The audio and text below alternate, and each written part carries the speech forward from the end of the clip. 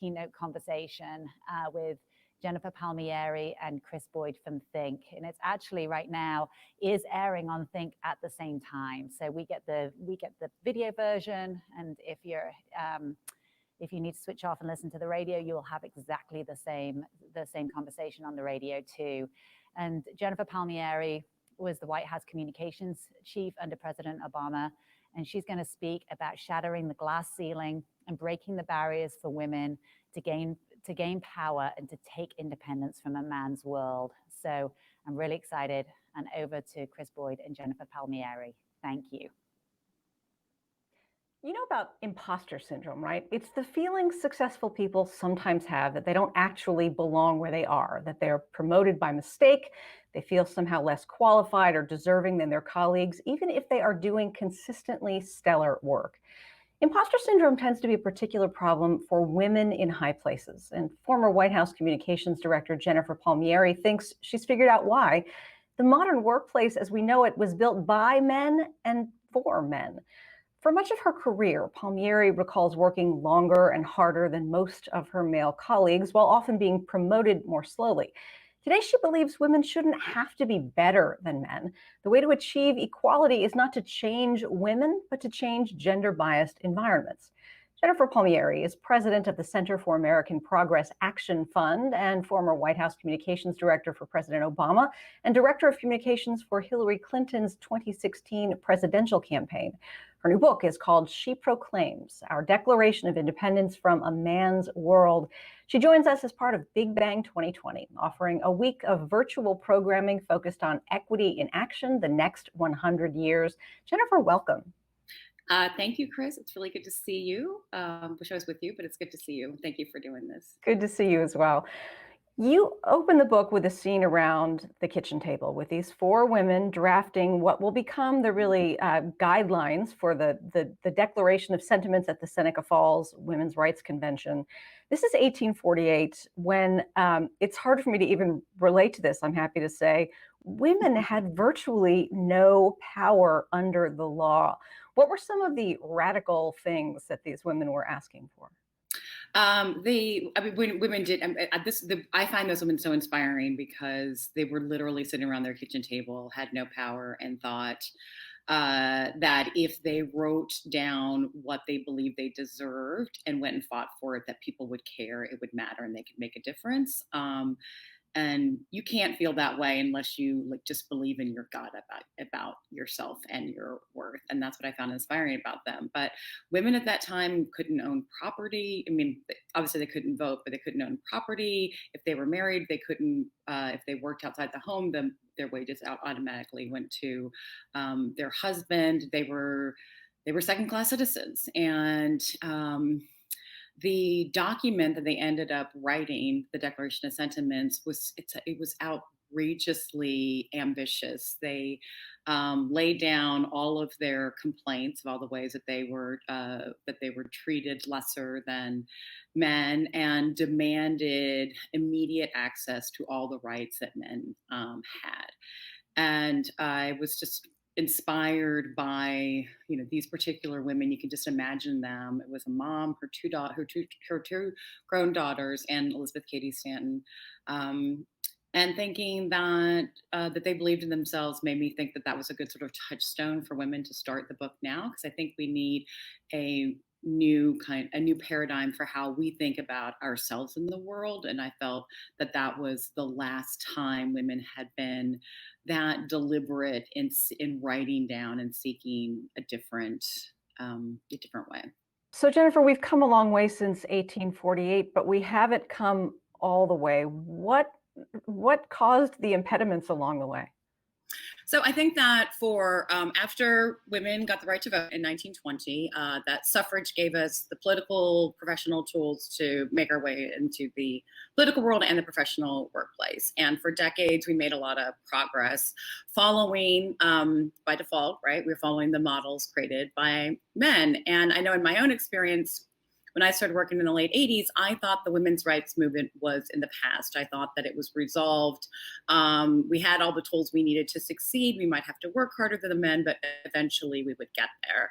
And then what you look around and I saw in my own career, but then also just in the statistics, right? About 20 years ago, we stopped making progress in closing the gender gap. I mean, it's still getting smaller, but at a slower rate than before. Obviously, we don't have a woman president. Only 25% of Congress are women. 100 years later, that's objectively, it's kind of crazy. And the realization I had was in trying to fit into a male-dominated workplace, I was trying to make myself useful, but I wasn't changing any kind of paradigms. And unless it's not enough to just let women into the game if we don't change any of the underlying rules of the game. And the truth is, it's not anybody's fault. It's not like I feel like men are trying to hold me back. That's never been my experience. But we are living in a world that was built by men for men, and women still struggle to break out of those confines. I never thought of myself as a woman working in a man's world. I never wanted to proclaim myself to be that, because I thought that meant you couldn't hack it, right? If you complained about being a woman in a man's world, it meant that you didn't really belong there. And I look at it differently now, because I had thought I was doing great in the man's world. And then when I looked around, I realized I wasn't doing great. I was doing great making it run well for them. I mean, I think this will resonate with some women to hear people would say about me, well, Jennifer, she's a great number two, right? Jennifer, we couldn't possibly do it without her. We so rely on her. But Jennifer didn't become the White House chief of staff, a man who was younger than her did, right? And I thought, what's really happening is women came into the workplace, we made it run really, really well, but what was happening is particularly true for white women, I believe, is you're perpetuating the power systems that were built so long ago that they excluded women, they excluded people of color. And we have to break out of that, not just, I'm a white woman, not just for myself, but I feel like all marginalized populations still struggle because the systems we work under were not built for us. And that's the realization I wanted women to have. That's why it's an actual declaration of independence in the book. You and I are both Gen Xers, and it's sometimes hard to see the ways that the invisible generation, the ways that we've been socialized to feel like this is normal. You take us through this thought exercise, like what if every man in America had grown up with the family gathered around the TV all weekend watching women play sports? If every man in America grew up hearing State of the Union addresses exclusively from women? It's a really interesting thing to think about, because you start to realize how many things are not equivalent. And I've had a lot of men comment to me that that was a very useful exercise for them to go through, particularly about sports. I mean, I love college football. I love the NFL. I really enjoy watching it too. But if women are wondering why we have a hard time, I have not usually been a great advocate for myself, and advocating for promotions or raises or better deals, but and you feel badly about it. But then when you think, if you look at objectively of all that we've internalized about how women are not valued as much as men, it makes a lot of sense. There are dozens of times each day we are told that we are not valued enough. I'm sitting here in Nashville. Someone did a woman, Amanda Shires, who's a singer-songwriter here, did an analysis about country music radio stations, just listening to one herself to keep track of how many, men to women artists were heard. And could go hours without hearing a woman's voice. The stat has been 17-1 male artists heard to women artists. And, country music television made an effort to change that. When they run videos, they're doing 1-for-1.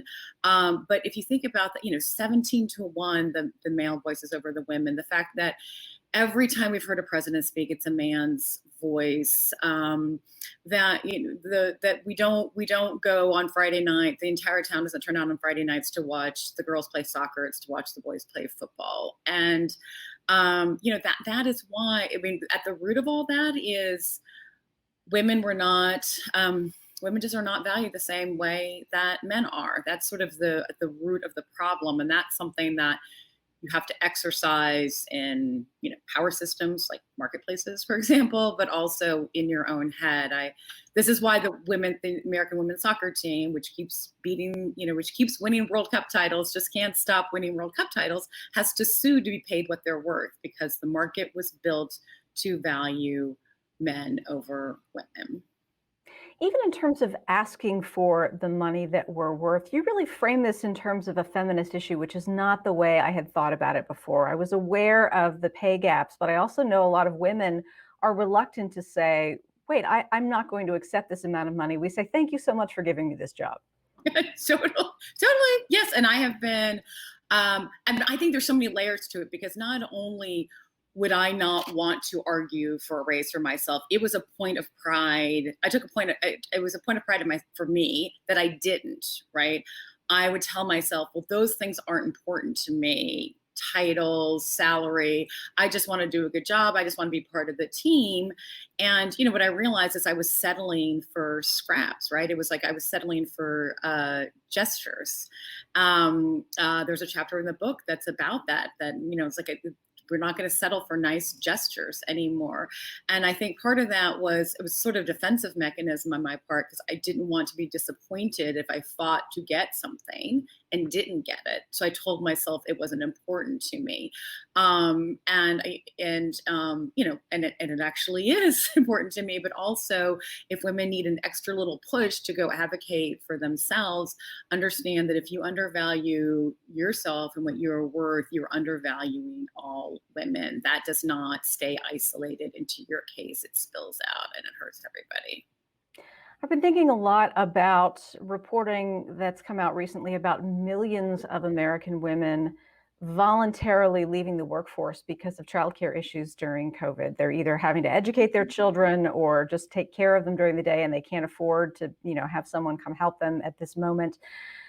What sort of long-term effect do you think this will have on the progress toward parity in the workplace? I worry about it a lot. I think that everyone's attitude in this moment matters quite a bit. So what I think we need, you could say, and I have women, some of my own friends, who say it's just too hard. I'm not going to go back to work. So women can either in this moment fall back a generation in terms of gains that have been made about women's equality in the workplace, or women can all band together and say this pandemic has really, what it's really done is just revealed these inequities. It's revealed all the ways that we don't value women's work, right? Because women are they've been laid off the most in the pandemic. They're also the most essential workers, and they're also in the lowest paid professions. Okay. Well, if these professions are so essential, they should be better compensated. And so what I try to encourage women to do is we should all band together and try to seek this kind of change.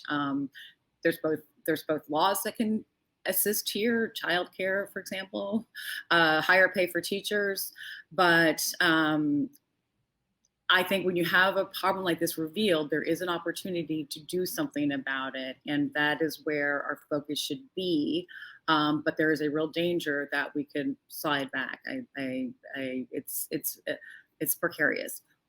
I was really interested when you were writing about doing interviews earlier in your career as White House Communications Director. I find you a really good interview, but you say that you struggled initially because you would go on these cable news shows and want the host, the interviewer, to feel heard and understood when they weren't necessarily approaching you with the same grace. I think women can relate to this. Someone asks you a question and you want to allow, like, oh, I hear you. I understand your point. I understand where you're coming from. We might want to repeat the question back to them. And what it means in terms of politics is that you're sort of buying into the premise of the question, which is something you're never supposed to do in political communications. Which is why politicians are hard to interview. Why politicians are hard to interview. Yeah, right. And so what I found I would do is I would sort of buy into the premise of the question, and then I would hem and haw, and it would take me a while to get back to the point that I wanted to make. And I had a realization that for most of my life, I've been having two conversations in my head, and I find a lot of women say this resonates with them. One is what you want to say in response to a question. But then before you speak, you check it against how you will be challenged when you say what you're going to say, and if you can defend it once you are challenged. And after you reconcile the two, then you speak. So I think this is why women sometimes say, oh, well, she hems and haws. And I think it's that process that you're going through. It's like, well, I want to say this, but I know they're going to come back. They're going to push back on me. And I don't know how I'm going to defend it. And sometimes if I didn't know how I was going to defend what I wanted to say, I just wouldn't say it. And it's not a small thing to not say what you think a lot. And I think I did that quite a bit. And, I had this one for Dear Madam President, I have a chapter about crying at work because I'm very emotional, and I cry often when something moves me. And I was being interviewed by Elaine Quijano from CBS News about it, and she said, well, what do you say to people who say it's just not professional to cry at work? And I started to do the explain into the premise of the question, well, I understand why people might feel that way. And I know traditionally, and instead I said, what do I say to people who say it's not professional to cry at work? I say it is. I say it is. And I was the White House communications director. I had a big job. And if I say it's professional to cry at work, then it's professional to cry at work. And Elaine looked at me and she was like, good for you. I was like, yeah, that's what we're doing now, Elaine. We are saying what we actually think. We're not going to apologize for it. I know what the word professional means. The word professional means it's not what men have traditionally done in the workplace, right? That's what that word means. So this is the process I'm talking about, is sort of identifying why you've had these doubts, why you've held yourself back, and then realizing not to be defeated by it, but I can put that aside now. I don't need that crutch anymore. And now I can really engage in the world. And I don't think anybody looks at the world today and thinks we have it all figured out, right? More perspectives, more women, more diversity, more people speaking up. That's all for the good. You hold yourself back and you're really robbing the rest of us too. We're about to have, once again, 3 women serving on the U.S. Supreme Court. I'll note that that's, 50% the number of men serving on the Supreme Court. And of course, these women come from different ideological backgrounds. But you quote a study in the book, I think from Northeastern University, that finds that male Supreme Court justices interrupt their female colleagues twice as often, more than that, significantly more often. It's hard to believe that, these are women at the highest level of their professions. What is going on there? This story is amazing because it's not just that the male justices were interrupting the female justices. It's that the lawyers, right? The solicitors before the court who were arguing their case that the justices would decide, they were interrupting the female justices. One year they found that the most common interruption of any, of all for the entire court was Justice Sonia Sotomayor, the only woman of color on the court, being interrupted by solicitors presenting cases before the court. And the study concluded, and I just love this conclusion, that there was no status high enough at which women would not be interrupted. And in this case, they found that the female solicitors, the women lawyers presenting before the court, were not interrupting anyone. It was the male solicitors. But I do find in real life that, this is just something else we've internalized, women and men both. We hear men's voices, and we treat that with more seriousness than we do when we hear a woman's voice. So women will interrupt other women. Men will interrupt other women. It's something that we both do. There's a sort of an affiliated phenomenon that the Harvard Business Review has decreed to be appropriating. This is when a woman has an idea and then no one reacts in the meeting, and then a man says the same thing. A man says the same thing a few minutes later, and everybody thinks everybody's like, "Oh, that Jim is so smart." Um, and this would happen to Hillary Clinton on her campaign. We'd be in a meeting, Hillary would say something, people wouldn't really react. One of our male pollsters would have the same idea a few minutes later, and everybody would say, "Oh, this is great." And Hillary would look at me like, so I would say, "Yes, I think that's the point that the secretary was making a few minutes ago." And then the men would be horrified, and they're like, "Oh my God, you're right." They don't tend to do it. It's just how we doesn't have to continue, but how we have been wired. It happens to all women. So I wish I could have had your live commentary during the vice presidential debate between Senator Harris and Vice President Pence. She was interrupted a lot, and she didn't take it. She said, "I'm speaking," and sort of waited until she could be acknowledged to continue, acknowledged and heard. What did you make of that? That was progress. That's what I made of it. It was real progress, because not only did she not allow him, she said, "I'm speaking, Mr. Vice President, I'm speaking." And then she waits. She doesn't fight him to talk over him. She waits until he backs down. So I think a couple things here. One, Kamala Harris, when she was named as the running mate, there was concern that she was going to be subjected to a lot of sexist and gender bias, coverage. And there are definitely elements of that, but in her own interactions, she is able to defend herself really well. And I think that's because, as a biracial woman coming up in politics, she's had to be very clear about who she is and defending herself for a very long time. This is not anything new to Kamala Harris. And she's good at it. But I also think that, in the 4 years since Hillary ran, all of us are just more aware of how women are hurt, or heard or not heard and treated. And, don't and even Mike Pence, backs down. But it was such a good moment, and it was really heartening to see 4 years later that kind of thing happen and it be received well in the public. Not that, I think if Hillary had done something like that 4 years ago, not that Hillary's the big victim, but it just was a different time, that would not have been received as a good moment. It would have been her being snippy, right? Something like that. But I loved it. It was great. So I, as a white person, am still having to learn to recognize my white privilege in all the places it exists, because by its nature, that privilege was invisible to me for a long time. I think male privilege is invisible to a lot of men.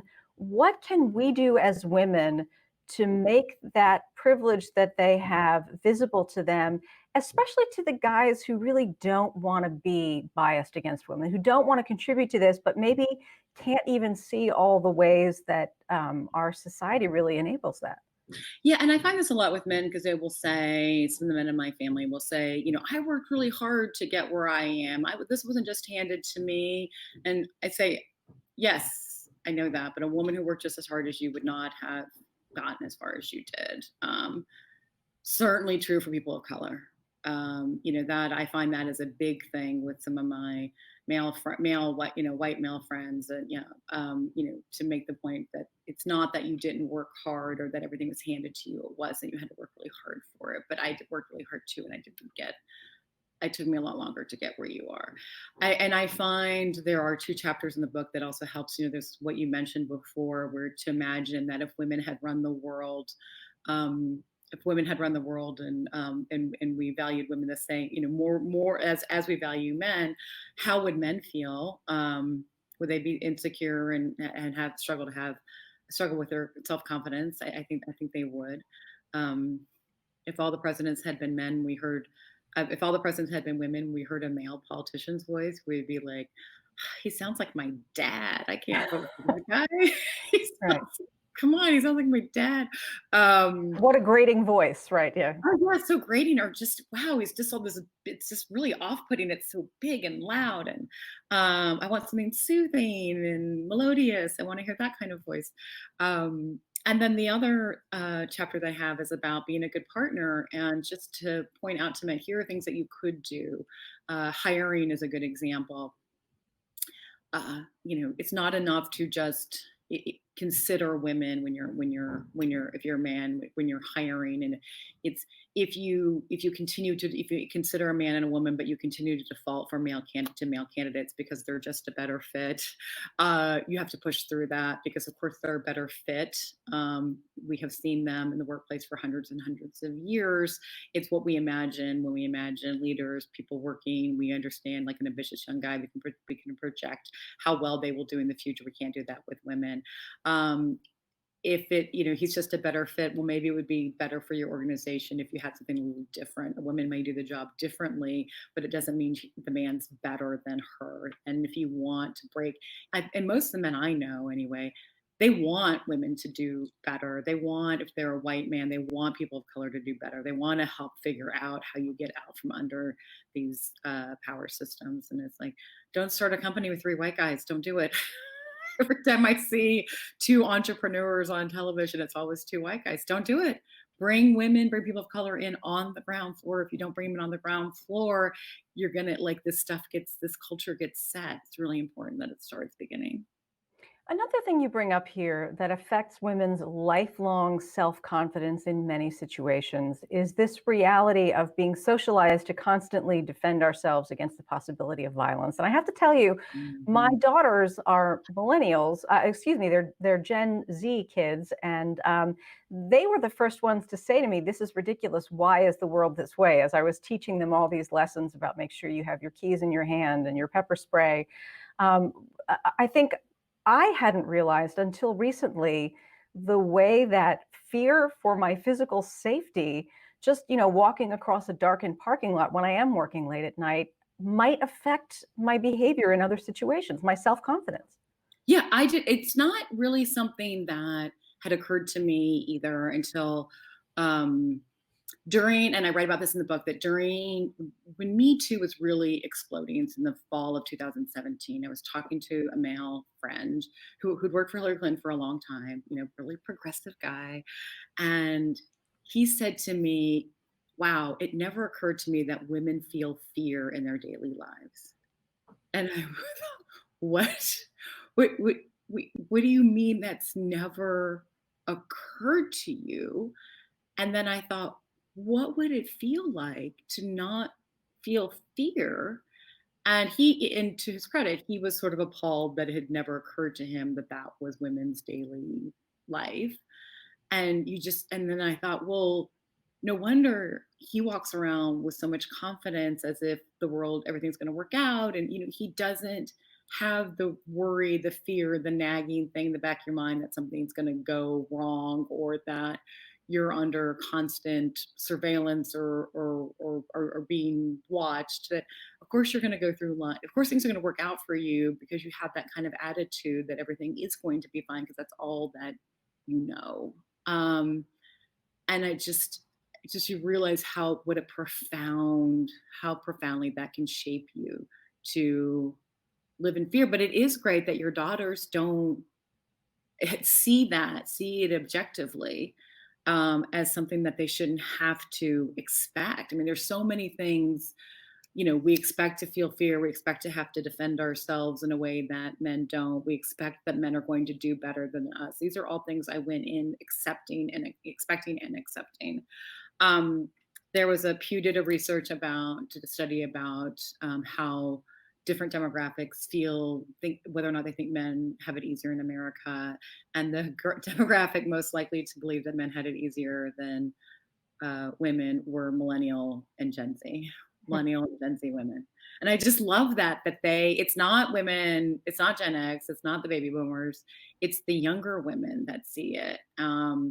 And that makes me really hopeful that they're not going to tolerate that. And that is why, I feel like I have ground to make up for, because for decades when I was in the workplace, I thought everything was great and I didn't really do anything to further women's equality. So I feel like I'm making up for lost time and desperate that your daughters don't learn the kind of things that we internalized. And that's why I wrote the book. So what does it mean for women to help one another? What practical forms can that take? Support other women. So support other women, support women that you work with, try to get more women into your workplace, try to get more women of color in particular into your workplace if you're a white woman. I did make this a priority in the Obama White House, where even though we had, we worked for the first Black president, our communications office was not diverse enough, and I was able to bring in, 7 young Black women. Eventually, was what our as part of our staff, and I found that those women continue to mentor me, support me, like it all rebounds back to you. I did have a sense earlier in my career, I always wanted to be a good sister, right? You want to be good to other women. But I thought, if I help this woman, she may outshine me. I may be hiring my replacement. I would try to do it anyway to kind of put that aside, but I did have that nagging doubt. And I've thought a lot about what that's about. And I think that, when you think that only a few women are able to succeed, what you're really saying is we don't belong here. What you're really saying is the professional workplace is for men, and like there's only women succeeding as the exception and not the rule. And there's social research that shows this. Once there's more women in a workplace, once you get to over 30%, the 30% tipping theory, that's when it can really take off. Then the women that are in the workplace don't feel tokenized at all. They're just able to like do their jobs and do well. So if I had one piece of advice for my younger self, it would be, women are not your competition, they are your sisters. And I certainly, so I think you can support them in the workplace, you can support people in your own family, you can support women in your community, but there's the same is true for being a better ally to people of color. It's great to protest, it's great to vote, but what are you doing in your own life? But if women could shed the notion that we are in competition with each other for a finite amount of success that is available to women, I really believe that sort of like keeps a cap on women from being able to succeed. Crabs in a bucket, just like pulling each other down. Of course, you're going to perpetuate systems that keep women out of power. You believe that? So, of course, there are only 24 hours in a day, and we already know that you have sort of worked longer than a lot of your colleagues. But I'm curious about whether you've learned anything about mentoring young men to be good and supportive and capable colleagues to their female associates. That's a great question. I do have, honestly, I've made a much bigger priority of mentoring young women that either are in the workplace that I would be in, or young women reporters, because I, work a lot in politics, and that's a tough business, particularly with social media. They're subjected to a lot of abuse, doubts, criticisms that their male colleagues are not. And I haven't made it a priority to mentor young men, but I have found many who either seek me out or surprise me with their questions or their awareness in a very positive way. I have a lot of nephews. They're great at this and asking questions about it, but then also in the workplace. And I will point out to them, these things, that it's you're working harder, you're working, and I'm sensitive to this. It is still, white men in America still have an advantage, but they have less an advantage than they have ever had in our history, right? So I know that look at it this way, most power is consolidated in the hands of white men, but that doesn't mean that, but the vast majority of white men don't have a lot of power. So I'm sensitive to that too, and that these are young men that are working hard, trying to be good allies, not feeling like they're holding people back. But I still want them to be aware you still have this, you still have this advantage. You still need to listen more. You need to be more aware of that. Not everyone's experience is the same. My experience is that young men are pretty open to that. They wanna know that. They want to be good allies. You knew Monica Lewinsky a little bit before the Bill Clinton sex scandal. Years later, you happened to run into her again by chance. What did you want to say to her? I said that I was sorry.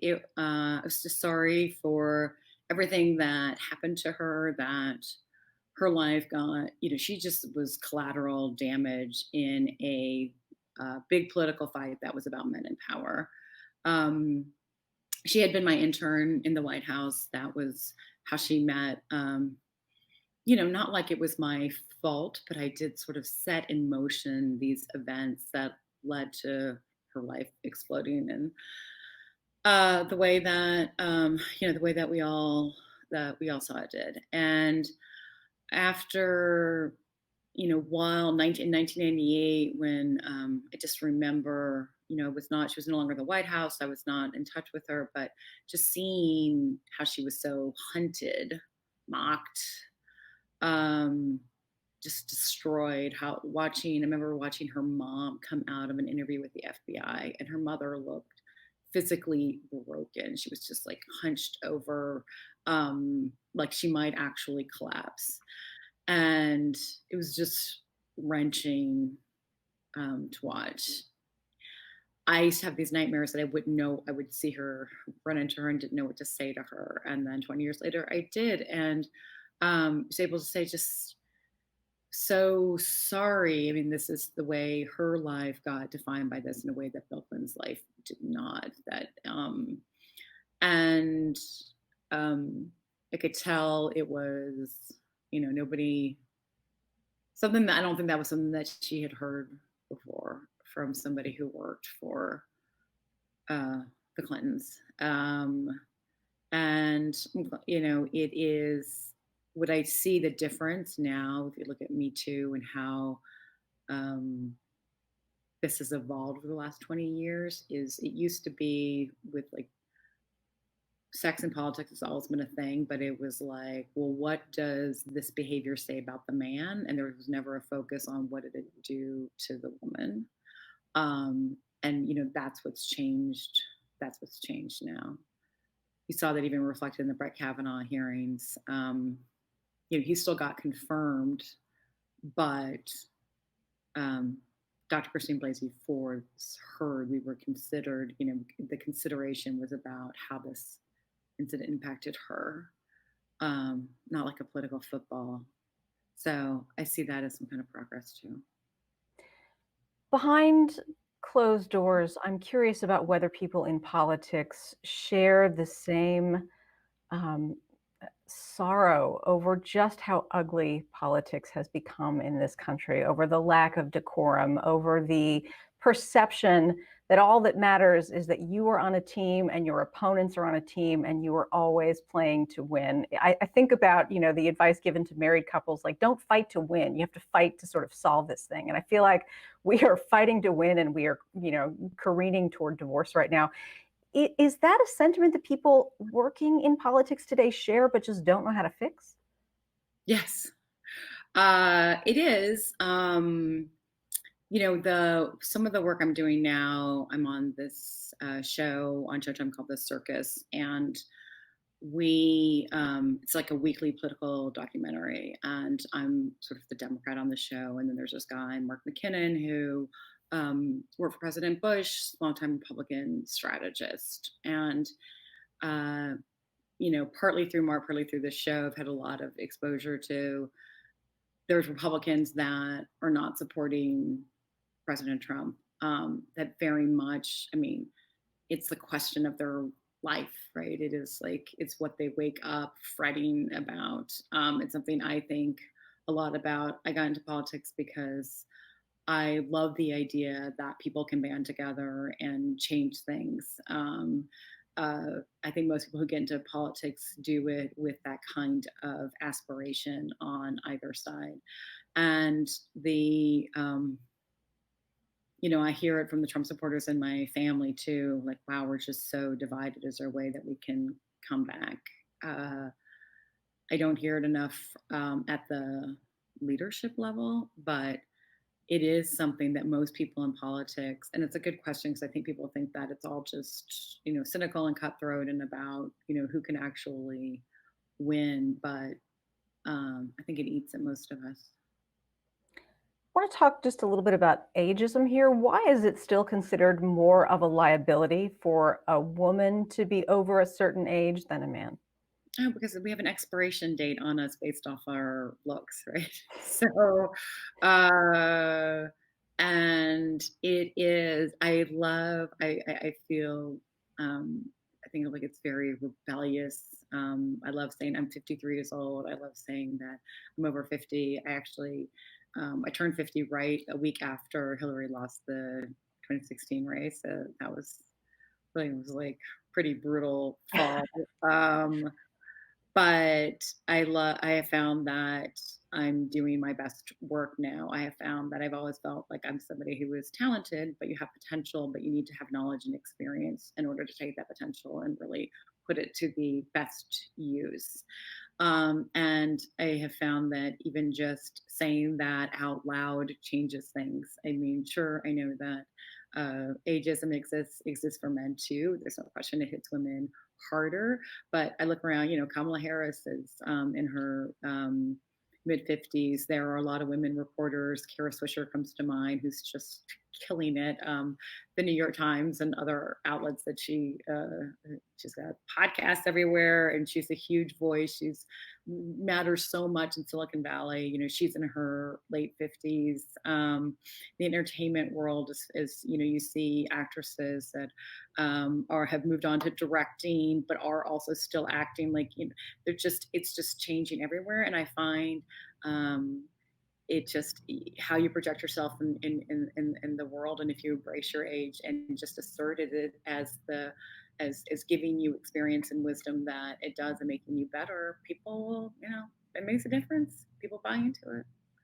I say I'm 53, and women who are 50 look at me like, you can say that? Can you say The last thing I want to ask you about is that you state unequivocally here that we need to pass the Equal Rights Amendment, which is something that I think you and I remember from childhood, in a different form than it was in the late 1970s.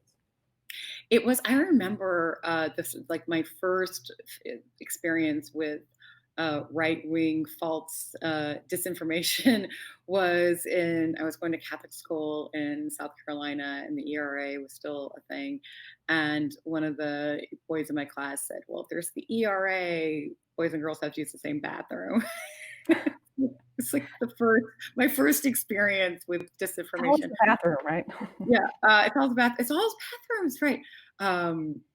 So I think, this was in writing this book, and I don't write too much about ERA, but I did read a couple of books about the ratification process when I was writing She Proclaims, just to get a handle on, there was suffrage. That was a time where women came together, some fits, some starts, some not great stories about, particularly involving race, that color that history. But eventually, after more than 100 years, well, almost 100 years of effort, 72 years of effort,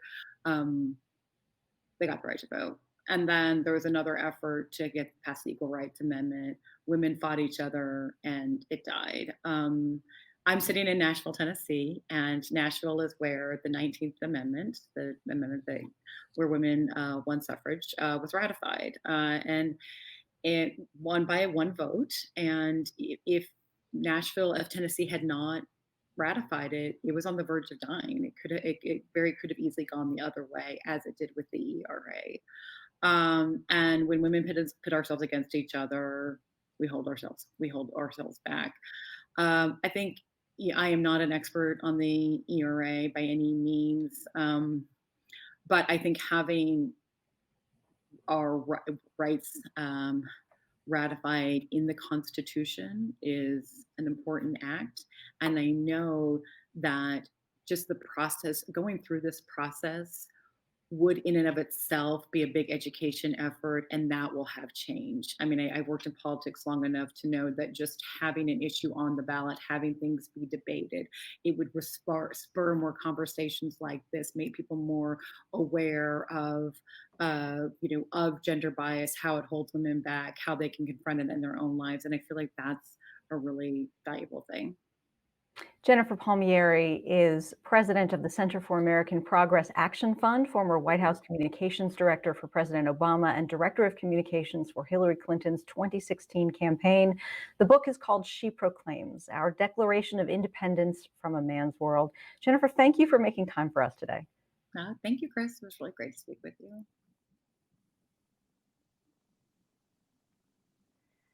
Welcome back, and we are closing out our day today for gender equity at bigBANG. What an amazing conversation between Jennifer Palmieri and Chris Boyd.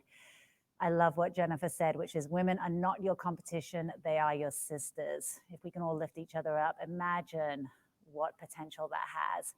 And she also said, when women hold ourselves back, we're robbing the rest of everybody else too. So let's not rob anyone else, women. Let's go forth and give our full selves in everything that we do. Thank you, KRA. Thank you, Chris Boyd, for facilitating that conversation, and for Evan Smith and April at the Texas Tribune for helping bring Jennifer to this conversation. We